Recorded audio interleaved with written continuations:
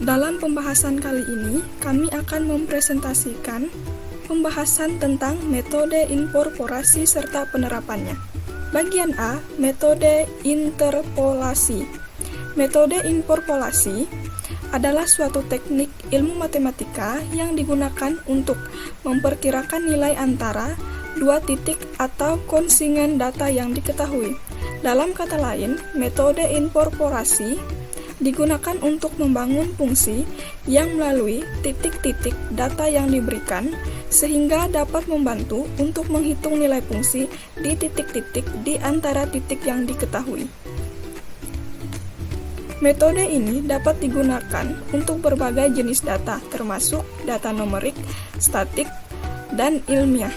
Beberapa contoh penerapan dari metode inkorporasi adalah peramalan cuaca, analisis data keuangan, pemrosesan data, dan banyak lagi. Terdapat berbagai macam metode inkorporasi yang ada, termasuk metode linear, metode kuadrat, metode long range, dan metode Newton. Setiap metode memiliki kelebihan dan kekurangan, masing-masing tergantung pada sifat data dan aplikasi yang digunakan.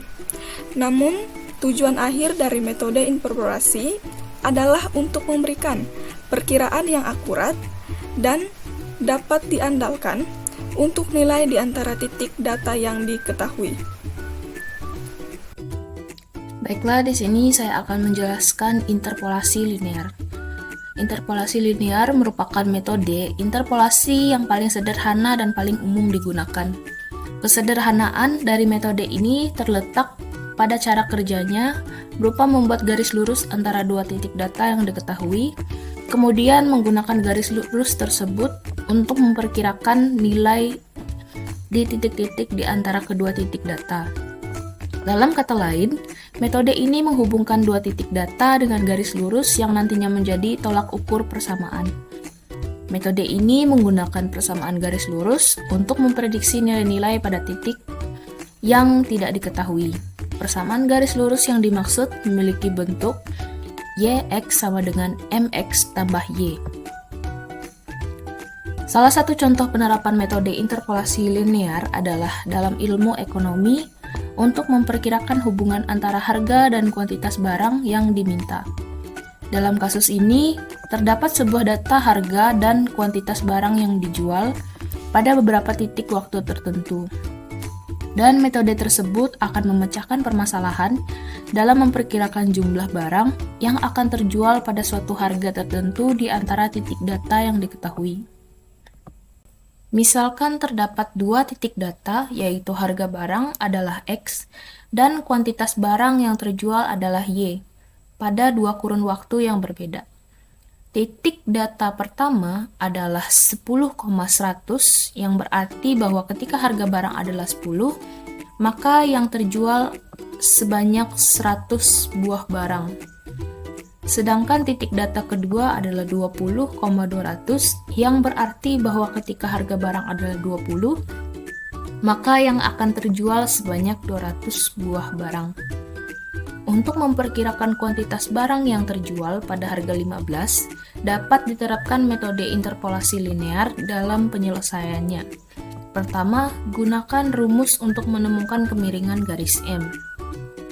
M sama dengan Y2 dikurang Y1 per X2 dikurang X1 sama dengan 200 dikurang 100 per 20 dikurang 10 sama dengan 10. Kemudian, gunakan rumus serta hasil perhitungan sebelumnya untuk menemukan perpotongan garis dengan sumbu Y, yaitu Y sama dengan Y1 dikurang M kali X1 sama dengan 100 dikurang 10 kali 10 sama dengan 0.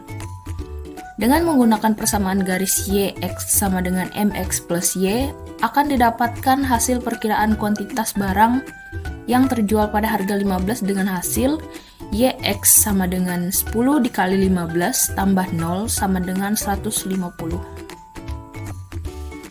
Penggunaan metode interpolasi linear dapat memperkirakan kuantitas suatu barang yang terjual pada harga tertentu di antara titik data yang diketahui.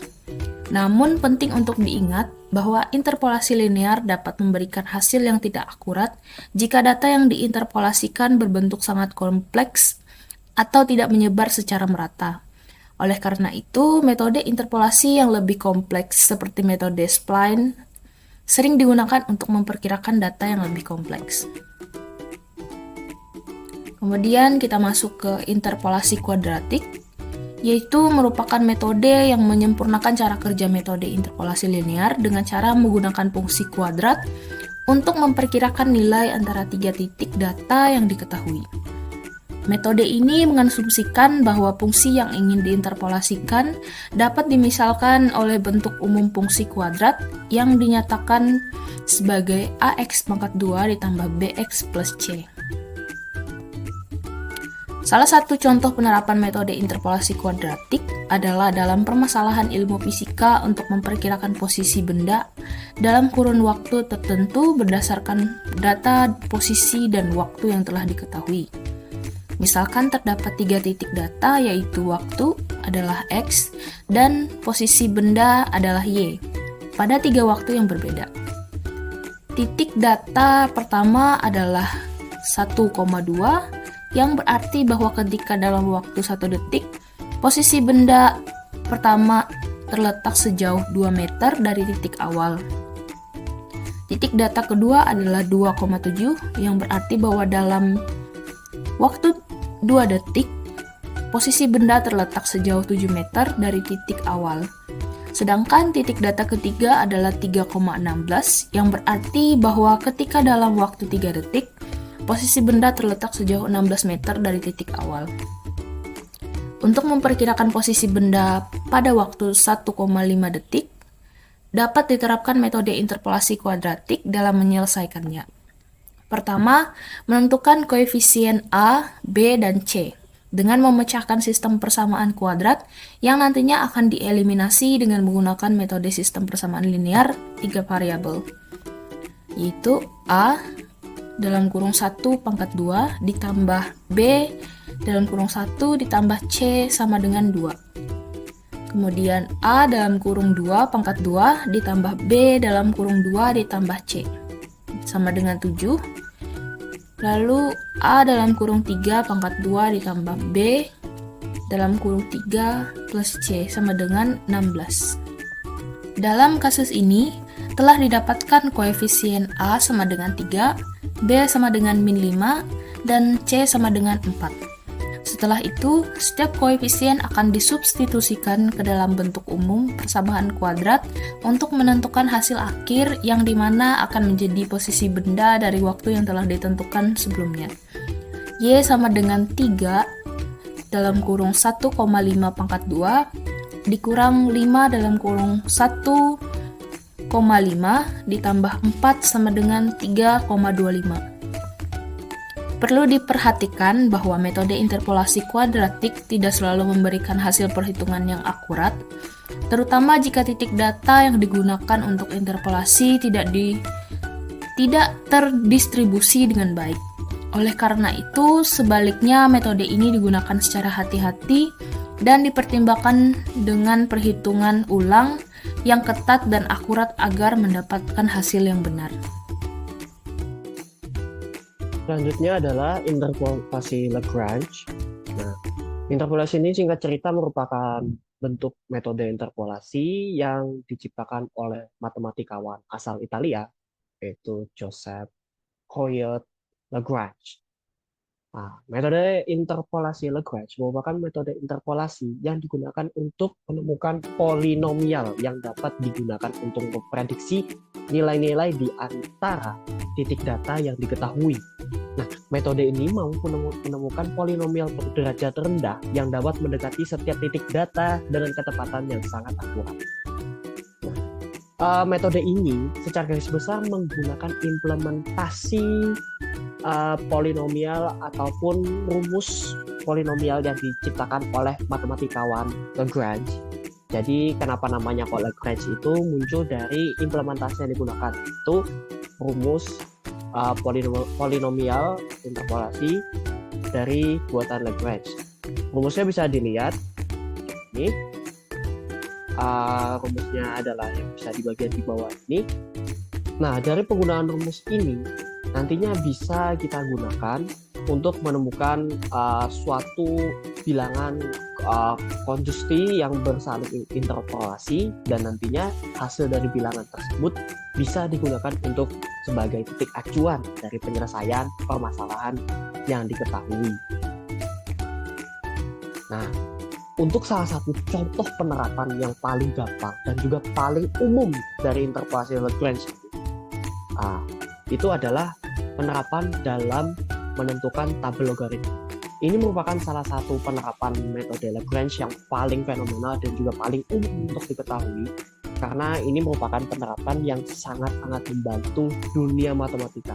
Bahkan secara tidak langsung, penerapan interpolasi Lagrange dalam masalah ini merupakan menjadi cikal bakal seperti apa sih komputer di kedepannya.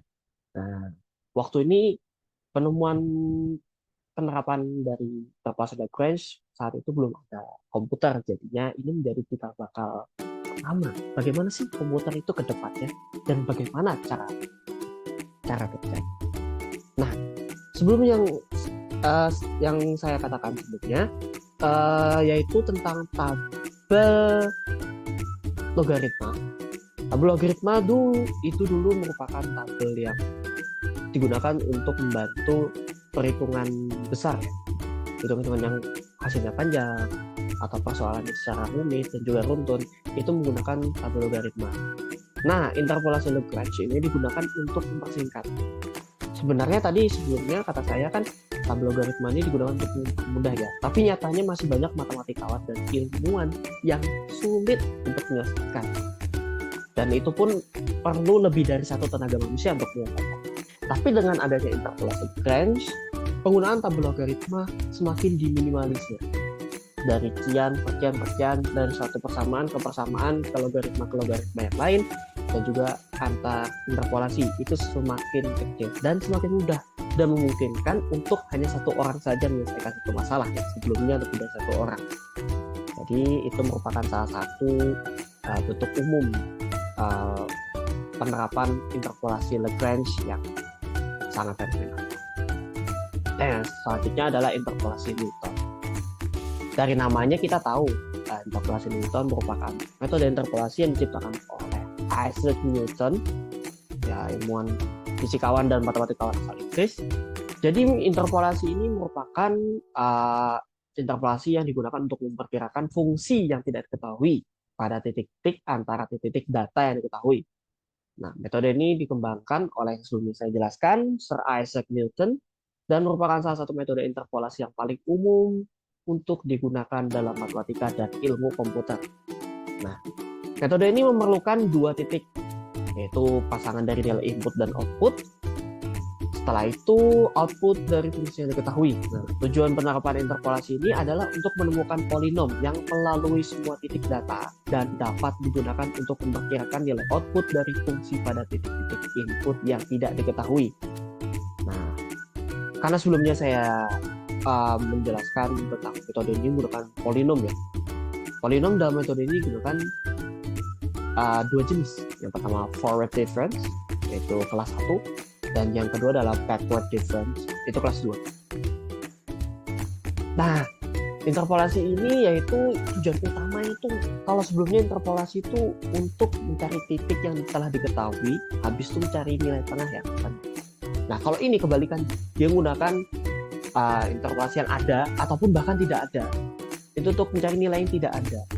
Jadi intinya dia mencari nilai yang tidak ada dibanding interpolasi sebelumnya yang dijelaskan oleh teman saya, atau interpolasi Lagrange itu sendiri yang sebelumnya saya jelaskan, itu kan menggunakan titik yang ada untuk mencari titik tengah dari hasil dua titik yang ada yang diketahui. Sedangkan yang ini itu mencari yang tidak diketahui.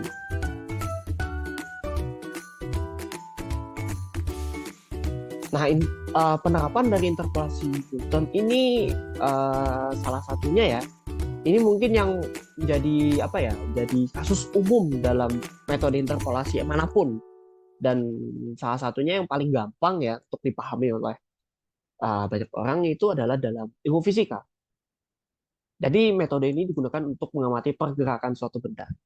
Dalam dunia fisika, metode interpolasi Newton digunakan untuk memperkirakan posisi atau kecepatan dari suatu benda pada titik-titik tertentu berdasarkan data yang telah diketahui. Jadi secara tidak langsung ini menggunakan hukum 3 Newton ya.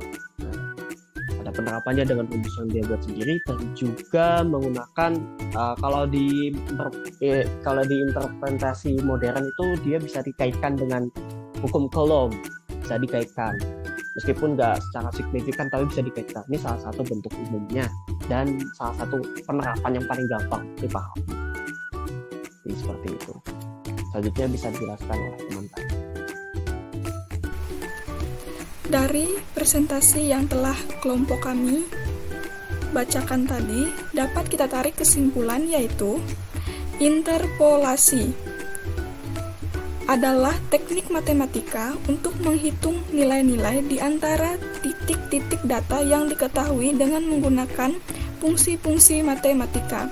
Dalam materi interpolasi, terdapat beberapa teknik interpolasi yang dapat digunakan, diantaranya adalah interpolasi linear, interpolasi kuadratik, interpolasi Lagrange, dan interpolasi Newton. Interpolasi linear adalah teknik interpolasi yang digunakan persamaan garis lurus untuk memprediksi nilai di antara dua titik data. Interpolasi kuadratik adalah teknik interpolasi yang menggunakan persamaan kuadrat untuk memprediksi nilai di antara tiga titik data. Interpolasi Lagrange dan interpolasi Newton adalah teknik interpolasi yang menggunakan polinomial untuk memprediksi nilai di antara banyak titik data. Keempat teknik interpolasi tersebut memiliki kelebihan dan kekurangan masing-masing, tergantung pada jenis data yang digunakan dan tujuan yang ingin dicapai. Interpolasi linear mudah digunakan dan membutuhkan sedikit perhitungan, namun tidak selalu memberikan hasil yang akurat. Interpolasi kuadratik lebih akurat daripada interpolasi linear, namun membutuhkan perhitungan yang lebih rumit. Interpolasi Lagrange dan interpolasi Newton lebih akurat daripada interpolasi kuadratik, namun membutuhkan perhitungan yang lebih kompleks dan sulit diimplementasikan secara efisien untuk jumlah titik data yang besar. Jadi dapat disimpulkan, pemilihan teknik interpolasi yang tepat tergantung pada kebutuhan dan karakteristik data yang digunakan.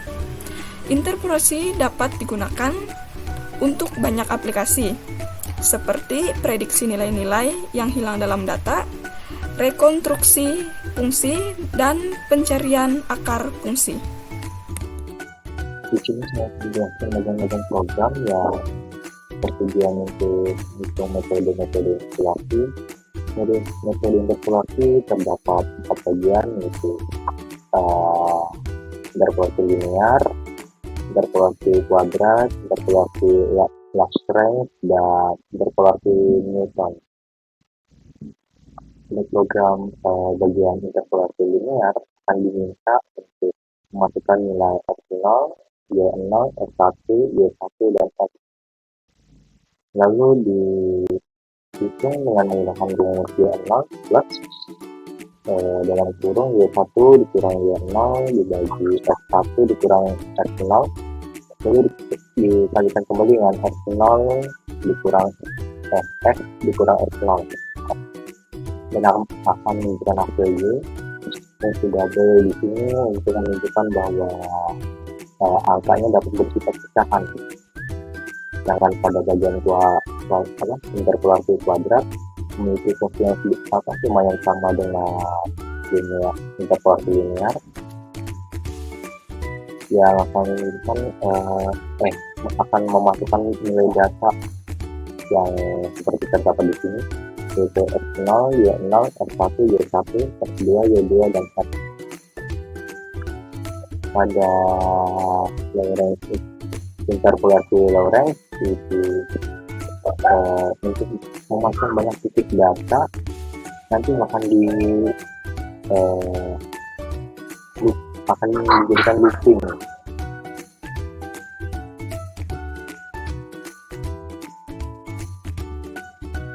Akan terjadi looping untuk memasang nilai X dan Y, lalu ada X system, dan Y system, lalu melakukan hasilnya, nilai target di sini dengan rumus ya seperti ini, lalu dihitung dan menghasilkan hasilnya. Lalu ada difference ini untuk membantu perhitungan pada interpolasi Newton. Dengan rumus ini lalu akan dipanggil pada metode interpolasi Newton di sini, dan di sini ini adalah untuk cara menghitungnya.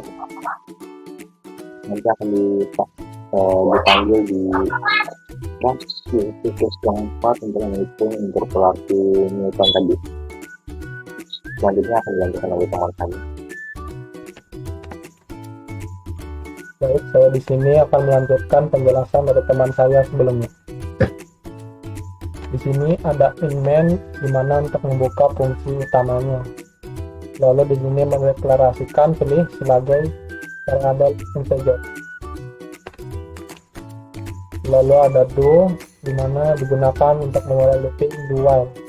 Lalu ada sistem clear screen agar outputnya terlihat lebih rapi.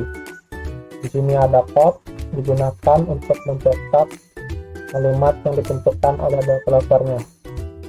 Dimulai dari pilih metode interpolasi, dilanjutkan dengan linear interpolation, quadratic, Lagrange, Newton, keluar, lalu terakhir ada masukkan pilihan. Lalu di sini ada chain pilih di mana digunakan sebagai input agar user dapat memasukkan seperti nanti. Lalu ada code /n di mana untuk menambahkan baris baru. Lalu ada statement switch di mana nanti program akan menjalankan tindakan sesuai pilihan pengguna. Di mana kasus pertama akan menjalankan linear interpolation. Lalu terdapat guess agar terdapat jeda di antara program. Lalu break untuk mengakhiri case 1. Lanjutkan dengan case 2 menjalankan quadratic interpolation. Lalu case 3 menjalankan Lagrange interpolation. Lalu di case 4 akan terdapat vektor double XY, di mana untuk membuat dua vektor kosong yaitu X dan Y digunakan untuk menyimpan titik data. Lalu ada deklarasi variabel n integer untuk menyimpan jumlah titik datanya. Lalu ada code masukkan banyak titik data. Lalu ada meminta user untuk memasukkan input ke dalam variabel n.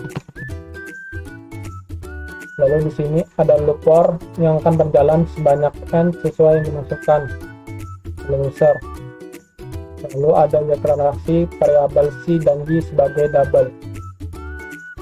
Lalu ada code masukkan nilai X dan code masukkan nilai Y. Lalu ada X pushback menambahkan nilai C ke dalam vektor X. Lalu sama juga dengan Y pushback menambahkan Y ke dalam vektor Y. Di sini mendeklarasikan target sebagai double. Lalu code masukkan nilai target, lalu chain target agar user dapat memasukkan input. Lalu double masuk agar memanggil fungsi Newton interpolation. Lalu mencetak hasil interpolation dan memanggil result hasilnya. Lalu di sini ada case 5 dengan code keluar dari program.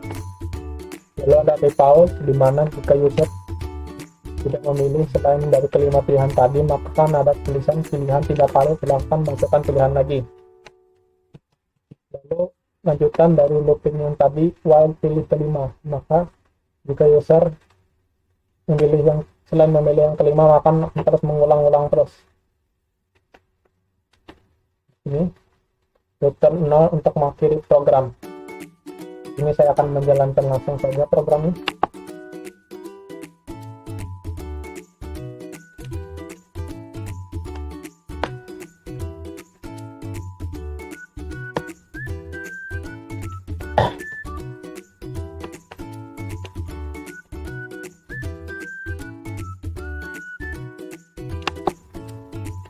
Mari kita awali dengan linear interpolation.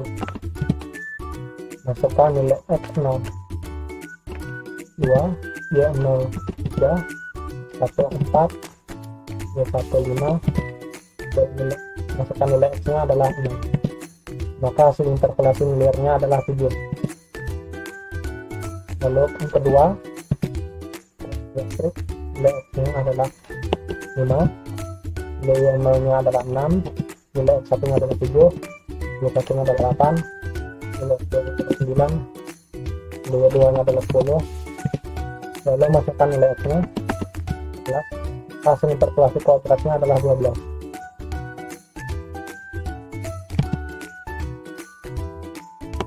Lalu ada Lagrange interpolation.